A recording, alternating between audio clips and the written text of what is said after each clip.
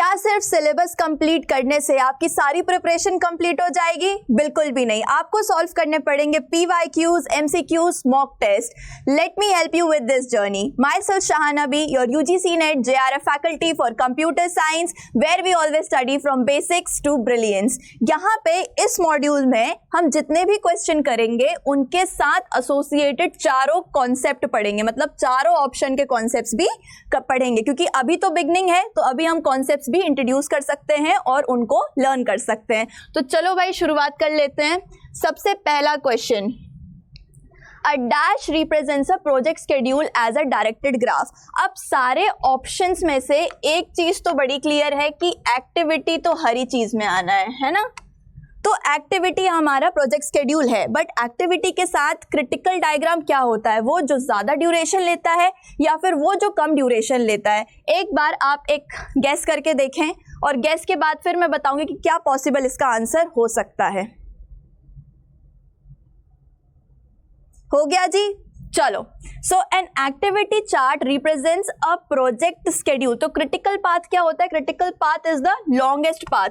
तो यहां से हमारे दो ऑप्शन पहले ही चले जाते हैं. शॉर्टेस्ट पाथ वाला ये ऑप्शन चला गया, शॉर्टेस्ट पाथ वाला ये ऑप्शन चला गया. लॉन्गेस्ट है हमारे पास. अब उसमें आगे देखना sequence of, always when you talk about your activity, so it is a sequence of dependent task. Dependent मतलब अगर तुमको बाजार से कुछ खरीद के लाना है, उसके लिए तुम्हें बाजार के लिए निकलना पड़ेगा. तो जब तक निकलोगे नहीं तब तक खरीदोगे नहीं. Your activities are dependent on each other, so it is always dependent. तो यहां से इंडिपेंडेंट वाला भी सिस्टम चला गया and it defines project duration. So your correct answer is option B. यहां पे मैंने आगे एक इमेज भी प्लेस करी है एक्टिविटी चार्ट की.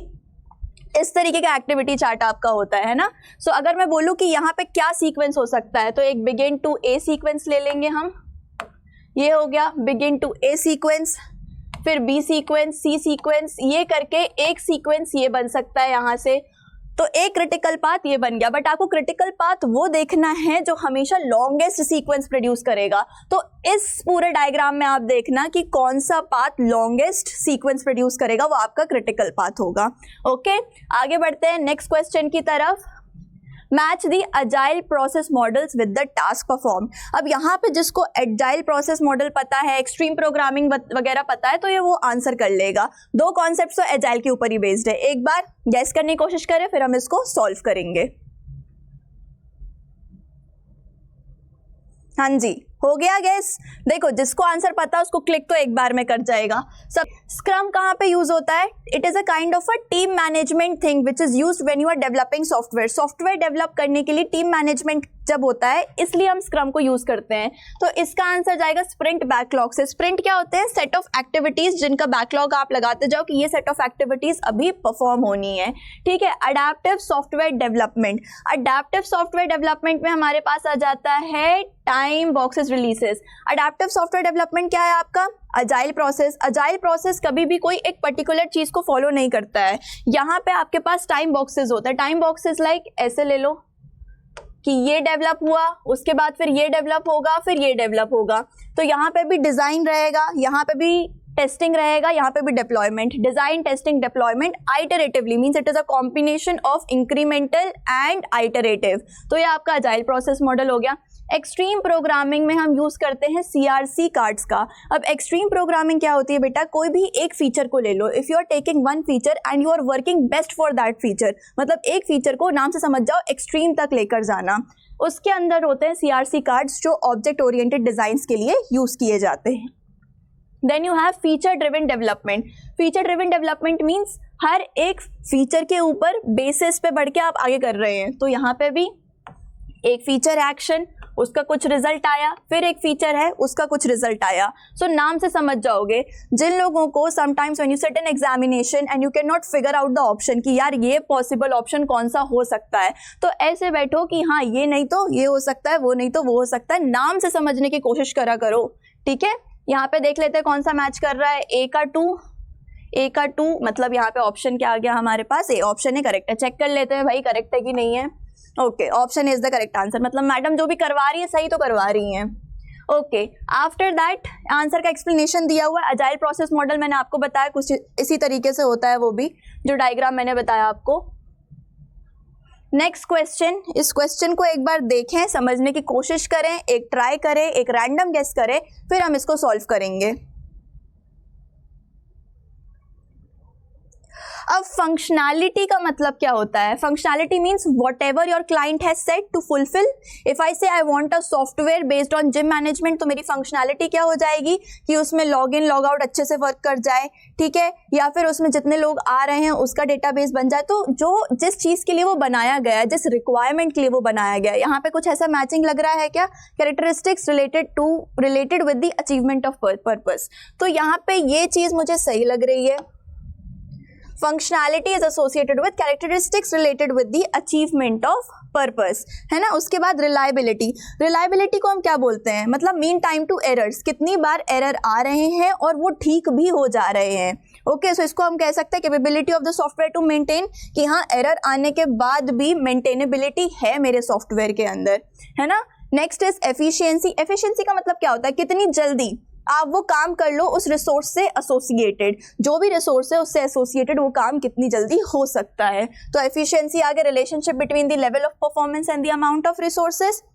मेंटेनेबिलिटी यहाँ पे होती है कि कितनी टाइम तक आप उसको सही कर रहे हो, है ना। इंप्रूवमेंट का क्या स्कोप है? अगर मैंने एक वर्जन ऑलरेडी अपने सॉफ्टवेयर में है, वर्जन 2 अच्छा काम कर रहा है, बट ठीक है भाई किसी टाइम के बाद मुझे वर्जन 3 की नीड पड़ गई, then is it working well for me, then version 3 ले लेंगे अपन, है ना। तो efforts needed to make for improvement. Options match करते हैं, ए के लिए 2 ऑप्शन है, ए के लिए 2 2 जगह पर है, ओके। बी के लिए 4 है, बी के लिए 4 है, मतलब हमारा आंसर क्या है? करेक्ट सी। अब देख लेते हैं करेक्ट है कि नहीं है। चलो बी आंसर करेक्ट है। यहाँ पे मैंने उसका वही सेम एक्सप्लेनेशन भी लिखा हुआ है कि किस चीज को किस लिए यूज किया जाता है, ठीक है। आगे बढ़ेंगे।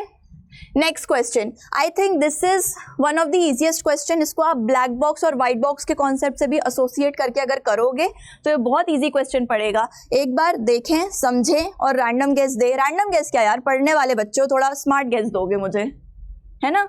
Behavioural testing techniques, behavioural testing techniques कहाँ पे आती है? अगर मैं बोलूँ तो मैडम जी ये कहाँ पे आ जाएगा? This will fall under your black box testing. इसको किस फेज के अंदर डालोगे? ब्लैक बॉक्स टेस्टिंग के अंदर डालोगे। Black box testing means when your software is developed, after the development of the software you have to check whether its behaviour is good और not. और मीनवाइल इसी के बाद अगर मैं देखूं व्हाइट बॉक्स टेस्टिंग क्या होती है, क्वेश्चन से एसोसिएटेड है तो वो भी बता देते हैं कि व्हाइट बॉक्स टेस्टिंग वो टेस्टिंग होती है जहां पर you are checking the structure, internal code, है ना। कमेंट्स चेक करूं मैं वहां पे, या फिर मैं चेक करूं ब्लैंक स्पेसेस कितनी है, कितने नंबर ऑफ टोकन्स है, अगर ये सब चेक करूंगी तो व्हाइट बॉक्स टेस्टिंग में आ जाएगा। लूप की टेस्टिंग कर लूं मैं, है ना, कंट्रोल स्टेटमेंट्स की कर लूं, ये सब white box testing. Black box testing कहाँ पे? जब पूरा खत्म हो चुका है software development, after that I have to see that what is affecting the behaviour, how the outcome of my behaviour was suppose to be, वो यहाँ पे बताएंगे। किससे बताएंगे? ये ब्लैक बॉक्स टेस्टिंग से। तो सबसे पहला होता है इक्विवेलेंस पार्टीशनिंग, ये एक टाइप है ब्लैक बॉक्स टेस्टिंग का, और बिहेवियरल टेस्टिंग का भी। इक्विवेलेंस पार्टीशनिंग क्या होता है? अगर मैंने बोला कि एक जॉब सिलेक्शन क्राइटेरिया के लिए सिर्फ 18 से 24 के ही लोग मैं लूंगी, तो मेरी इससे 18 से पहले वाली जो चीज है और 24 के बाद वाली वो जो चीज है, ये क्या हो जाएगी? Equivalence boxes. This will be one of your equivalence box, this will be one of your equivalence box and this will be one of your equivalence box. Okay, next is graph based testing. अब यहाँ पे ना बहुत बच्चे confuse होंगे कि ma'am graph based तो हम डिसीजन ग्राफ्स के लिए भी बनाते हैं, प्रेडिकेट नोट्स के लिए भी बनाते हैं, बट ग्राफ बेस्ड टेस्टिंग यहाँ पे डिफरेंट है। यहाँ पे you will have a graph जो आपको एक नोड बताएगा, यहाँ पे आपके कुछ इनपुट सीक्वेंसेस होंगे, फिर एक नोड बताएगा आपको। तो here you are checking for various inputs and their possible outputs, कि इसमें आप क्या चेक करना चाह रहे हो कि एक सर्टेन नंबर ऑफ इनपुट देने पे कैसे आउटपुट्स प्रोड्यूस्ड हो रहे हैं। That will fall under your graph-based testing method. Then comes boundary value analysis. Boundary value analysis हम 5 चीज़ों के ऊपर करते हैं, ठीक है। अगर मैंने बोला मेरे पास वैल्यू है from 1 to 10, तो और कौन सी पॉसिबल वैल्यू आएंगे? 2, 3, 4, 5, 6, 7, 8, 9। तो यहाँ पे 5 चीज़ों की टेस्टिंग होगी। फर्स्ट मिनिमम वैल्यू, और क्या टेस्ट होगा यहाँ पे? Maximum value, nominal value, the value just after minimum and the value, the value just after minimum, the value just before maximum. इन पांचों वैल्यू को आप टेस्ट करते हो. इन पांचों वैल्यू को टेस्ट करोगे तो आपकी बाउंड्री वैल्यू एनालिसिस होती है. Why do we do boundary value analysis? Because it is said that the likely chances to have an error are most at these values. In values पे error के chances बहुत ज़्यादा होते हैं, इसलिए हम boundary value analysis करते हैं. तो ये तीनों की तीनों चीज़ें जो है वो behavioral testing के अंडर आएंगी. तो हमारा करेक्ट ऑप्शन होगा A, B and C. B correct option होगा. हाँ भाई, B करेक्ट ऑप्शन है. उसी का एक्सप्लेनेशन भी डाल रखा है मैंने.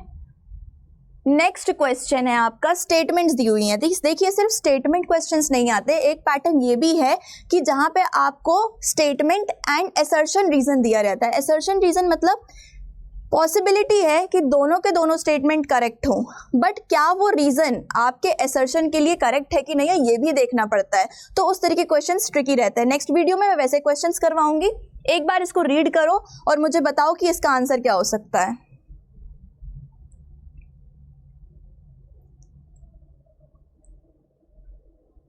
मास्टर्स के बच्चों अब तक तो रीड कर लिया होगा, है ना. अब मैं बता दूं, quality control involves the series of inspections, reviews and test. हाँ, ये बात तो करेक्ट हो गई यार. हम जब भी क्वालिटी कंट्रोल की बात करते हैं तो वहाँ पे इंस्पेक्शंस होते हैं, रिव्यूज होते हैं, टेस्ट होते हैं, क्योंकि तभी तो हम चेक करेंगे कि जो भी सॉफ्टवेयर हम बना रहे हैं अगर उसको रिगरसली हमने टेस्ट नहीं किया तो हम कैसे पता कर पाएंगे कि वो सॉफ्टवेयर करेक्ट भी है या फिर नहीं है. तो टेस्ट होते हैं, वहाँ पे रेगुलर रिव्यूज भी होते हैं, रिव्यू भी करेंगे बार बार, इस तरीके से करेंगे कि और क्या चेंजेस तुम कर सकते हो इसमें, है ना. तो ये करेक्ट हो गया. Software process to ensure each work product meets is correct statement, इसको हमने करेक्ट मान लिया. Second statement, consist of auditing and reporting functions. जब किसी तरीके के रिव्यू दिए जा रहे हैं तो ऑब्वियसली उस रिव्यू के साथ साथ आपको उसको करेक्ट भी करना पड़ेगा, चेंज भी करना पड़ेगा, वहां पे आपकी डिमांड्स भी होंगी. तो both of your statements are correct. Both statement 1 and 2 are true. ये हो गया आपका करेक्ट ऑप्शन.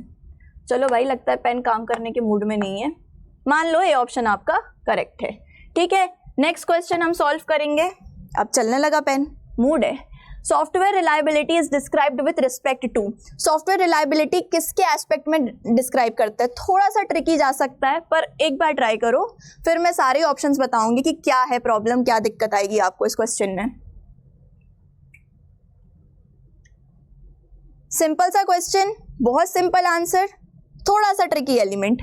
एग्जीक्यूशन टाइम, तो वो तो पता है कि कितनी जल्दी सॉफ्टवेयर उस काम को खत्म कर ले. अगर मैंने दो सॉफ्टवेयर्स, अगर मुझे अपने पीडीएफ को वर्ड फॉर्मेट में कन्वर्ट करना है, मैंने दो सॉफ्टवेयर्स का यूज किया. एक सॉफ्टवेयर मुझे 10 सेकंड में कन्वर्ट करके दे रहा है, एक सॉफ्टवेयर मुझे 2.5 सेकंड्स में कन्वर्ट करके दे रहा है. तो मेरी जो इच्छा है वो तो जाएगी कि I should go with the software which is converting it in 2.5 seconds. तो मैं वहां लीन हो जाऊंगी. तो एग्जीक्यूशन टाइम बहुत मैटर करता है. नेक्स्ट है कैलेंडर टाइम. कैलेंडर टाइम किस में आता है बेटा? ये उसमें भी आता है when your software is not working. जब वो एयरलाइन टिकट वाला सिस्टम देखा होगा, एयरलाइन टिकट्स करते जाते कुछ टाइम के लिए सिस्टम बंद भी हो जाता है, कभी कभी मैल फंक्शन भी करने लगता है. तो जब हमको चेक करना रहता है कि कौन सा सॉफ्टवेयर कितना वेल परफॉर्म कर रहा है, तो कंपनीज कैलेंडर टाइम को भी लेती हैं, है ना, कि कितने टाइम पे सॉफ्टवेयर ने काम करना बंद कर दिया, कितने टाइम पर सॉफ्टवेयर अच्छे से काम नहीं कर पाया. तो उस टाइम को भी इंक्लूड करते हैं कैलेंडर टाइम में. Working plus non working. अब ये नॉन वर्किंग टाइम किसी सॉफ्टवेयर अपडेट की वजह से हो सकता है, किसी इन्वायरमेंटल डैमेज की वजह से हो सकता है, बहुत सारे पैरामीटर्स इसमें आ जाते हैं. Next is clock time. Clock time एक वो टाइम होता है जो आपके सिस्टम ने डिसाइड करके रखा है. अगर सिस्टम बोल रहा है कि एक प्रोसेस को करने के लिए मैंने 4 यूनिट ऑफ टाइम दिया है, तो उस प्रोसेस का जो टाइम है वो 4 यूनिट से एक्सीड नहीं होना चाहिए. ठीक है जी. तो ये तीनों के तीनों पॉइंट्स जो होंगे आपके इस ऑप्शन में आ जाएंगे. देख लो कहां पर है, ए, बी एंड सी. ये आपका करेक्ट ऑप्शन हो गया. Option D is your correct option. All of these 3 points are used to describe the reliability of software. मैं ट्रिकी इसलिए बोलती क्योंकि आप शायद कैलेंडर टाइम ना लो. ठीक है, ऑप्शन करेक्ट आ गया. Which of the following UML diagrams have static view? Unified modelling language का क्वेश्चन. शायद आपका एक पूरा सेपरेट सब्जेक्ट रहा होगा मास्टर्स में, यूनिफाइड मॉडलिंग लैंग्वेज. प्रैक्टिकल्स भी किए होंगे इसके बेसिस पे. तो ये क्वेश्चन तो काफी इजीली बन जाना चाहिए. एक बार देखेंगे फिर समझने की कोशिश करेंगे।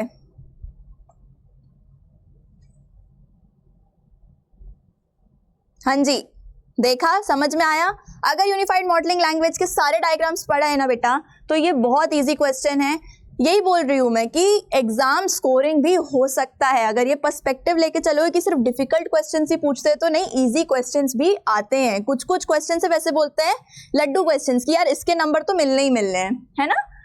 मैं डायग्राम की हेल्प से आपको समझाती हूँ। When you talk about collaborative diagrams, with the name itself you can understand there is some sort of collaboration. If there is collaboration, तो वो static कैसे हो सकता है ना। तो यहाँ पे objects का collaboration होता है, that how they give message and how they interact with each other. तो जब collaboration ही हो रहा है तो static view नहीं हो सकता उनका।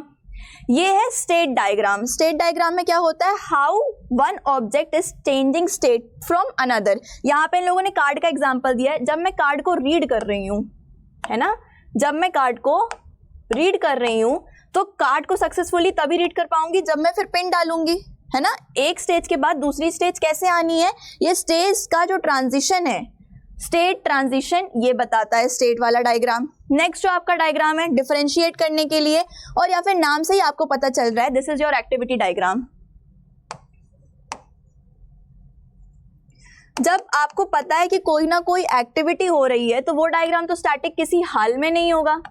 जब किसी ना किसी तरीके की एक्टिविटी हो रही है तो वो डायग्राम स्टैटिक तो बिल्कुल भी नहीं होगा। और डिफरेंस समझना है स्टेट डायग्राम के बीच में और आपके एक्टिविटी डायग्राम के बीच में। तो यहाँ पे क्या हो जाता है, हमें डिसीजन नोड भी एक मिल जाता है ना। डिसीजन नोड आपके स्टेट डायग्राम में नहीं होगा पर आपकी एक्टिविटी डायग्राम में होगा। ये है आपका यूज केस डायग्राम।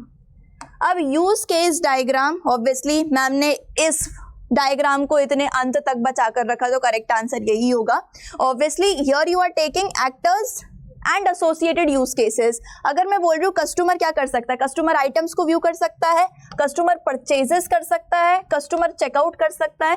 तो यहाँ पे हमने पॉसिबिलिटीज लिख दी हैं कि ये हो सकता है। यहाँ पे आप इंटरैक्शन बता जरूर रहे हो बट कुछ भी यहाँ पे चेंज नहीं हो रहा है। ये डायनामिक है, सॉरी ये स्टैटिक है, और बाकी ये जो तीन चीजें हैं, ये तीन चीजें आपकी डायनामिक है, ये आपका स्टैटिक होगा। तो करेक्ट आंसर क्या हो जाएगा इसका, यूज केस डायग्राम्स।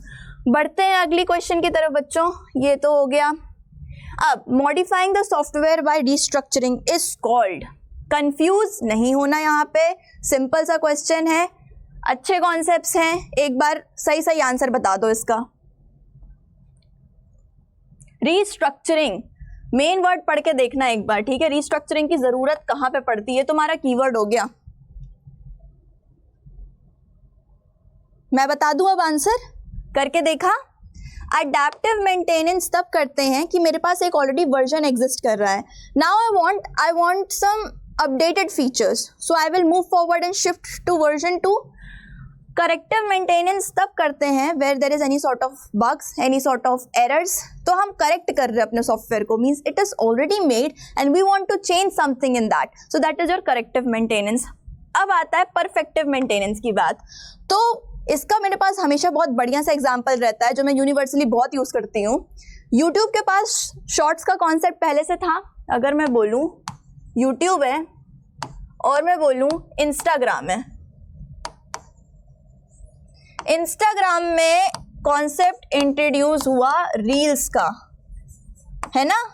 क्या यूट्यूब के पास ये चीज थी पहले से? नहीं थी। फिर यूट्यूब ने भी इंट्रोड्यूस किया शॉर्ट्स का कॉन्सेप्ट।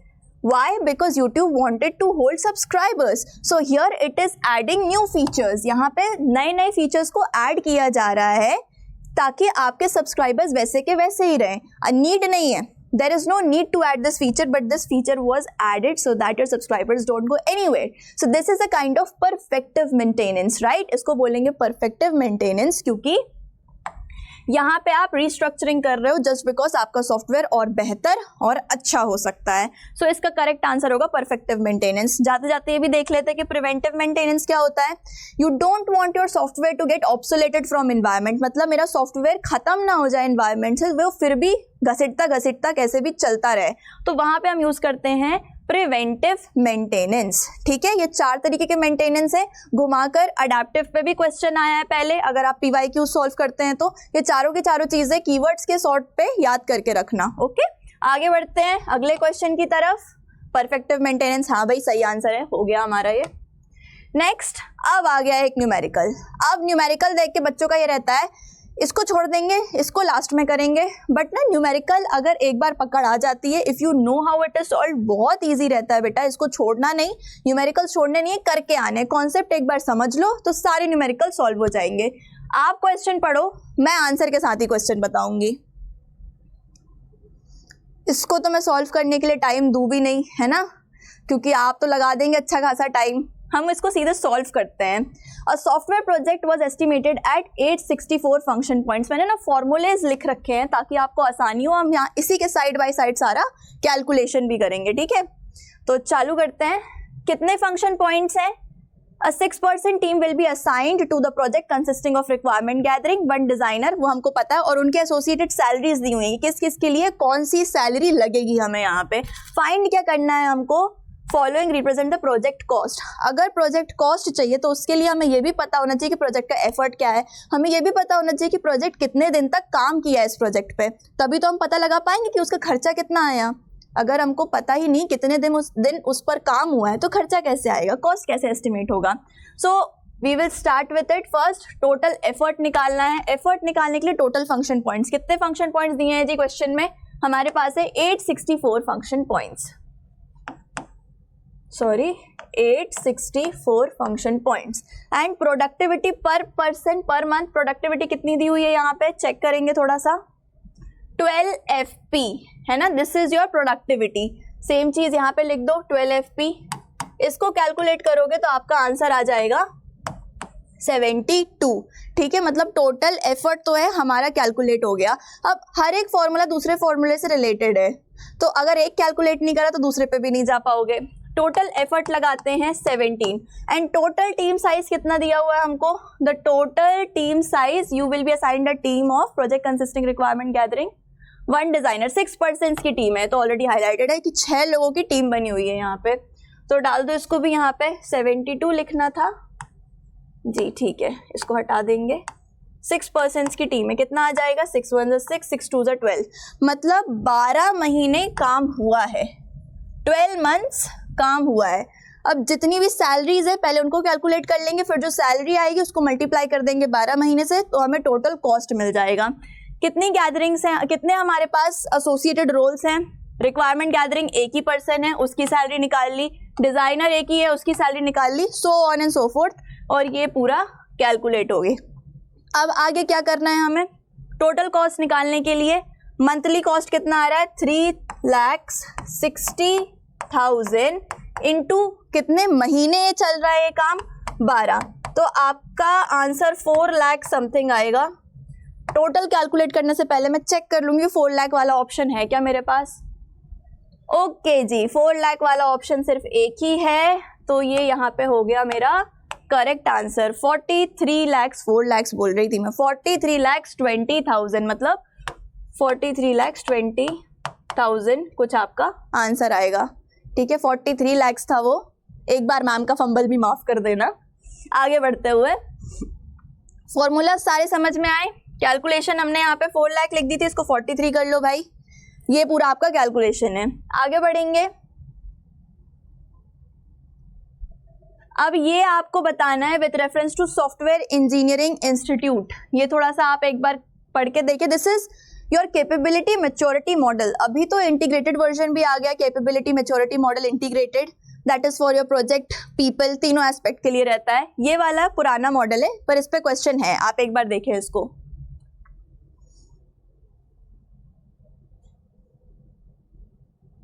क्लिक हुआ? समझ में आया कुछ? चलो मैं बताती हूँ, आगे बढ़ेंगे। Initial, whenever you talk about initial phase, पता है कि यहाँ पे कुछ भी नहीं हुआ होगा। अगर नहीं भी पता कैपेबिलिटी मैच्योरिटी मॉडल के बारे में, initial phase means ad hoc phase, कि यहाँ पे ज्यादा कुछ हुआ नहीं होगा।